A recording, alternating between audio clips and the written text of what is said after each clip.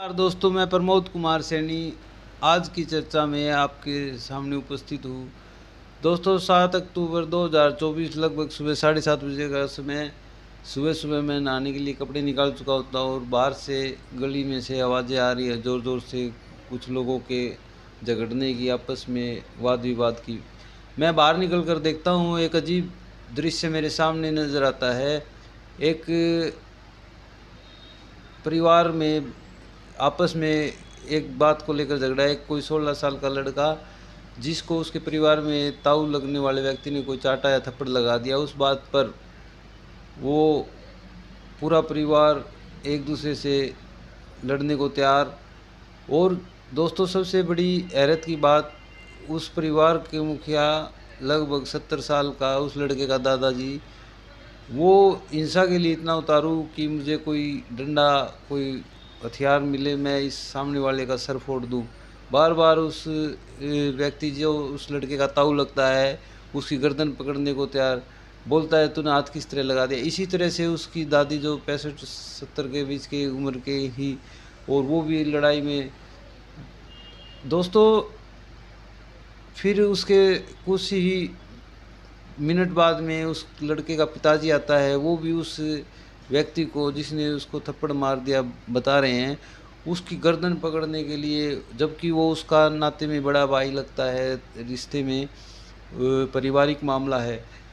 वो भी उसी तरह से उसके साथ ज़ोर से लोग बचा रहे हैं, बीच बचाव कर रहे हैं। और दूसरी सबसे बड़ी बात, उस परिवार के कुछ मौजूद व्यक्ति भी उस हिंसा को देख रहे हैं और कोई रोक नहीं रहा, कोई समझा नहीं रहा।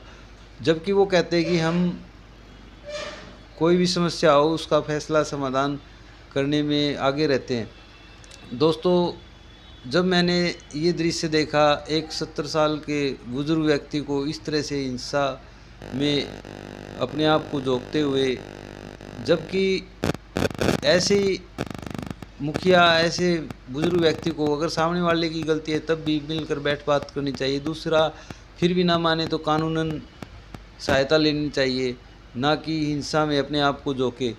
दोस्तों, मैं आपसे एक सवाल करना चाहता हूँ, आप कभी चाहेंगे कि कोई मुखिया, कोई परिवार का बड़ा व्यक्ति हिंसा में अपने बच्चों को झोंके, अपने बच्चों को आगे बढ़ाए इस काम के लिए?